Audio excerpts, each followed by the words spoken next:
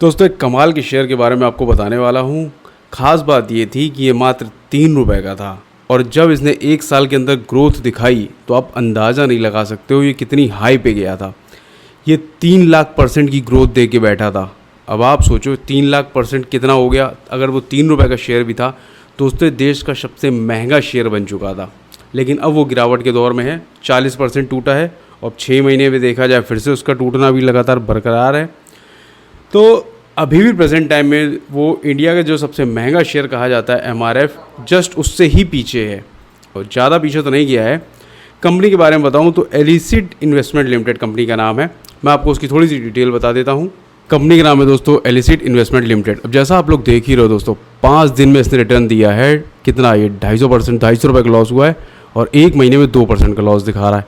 6 महीने के बताऊं आपसे तो 40% का लॉस है और 82,000 का नुकसान दिखाया है इसने सिर्फ 6 महीने के अंदर।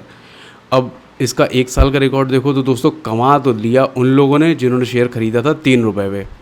1,29,000 इसकी वैल्यू प्रेजेंट टाइम में अभी भी है, जबकि हर शेयर पे 2 लाख का लॉस इनको हो चुका है।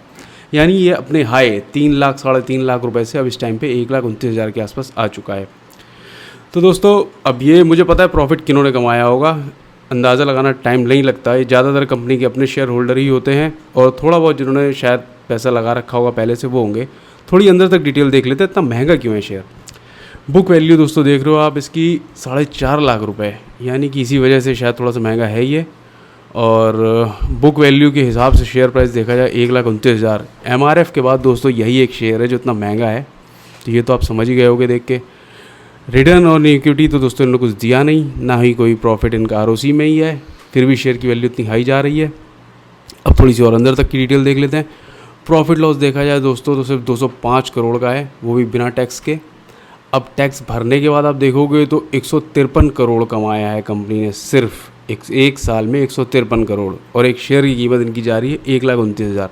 तो दोस्तों घपला तो कहीं ना कहीं होता ही है, पता ही चल जाता है। शेयर होल्डिंग पैटर्न ये लास्ट चीज़ है जो मैं आपको सामने दिखा रहा हूँ। शुरू से अंत तक 75% शेयर होल्डर तो यानी कि प्रमोटर के पास थे। कंपनी के डायरेक्टर जितने थे 75% होल्डिंग इनके पास थी। 25% आम जनता ने खरीद रखे हैं। इसमें फॉरेन इन्वेस्टर ने आके कभी पैसा नहीं लगाया, ना डोमेस्टिक इन्वेस्टर ने लगाया है। अब शेयर होल्डर कितने थे, सिर्फ 280 से लेके 300 इतने ही शेयर होल्डर थे जिन्होंने अब तक इस शेयर को ख़रीदा था पब्लिक में।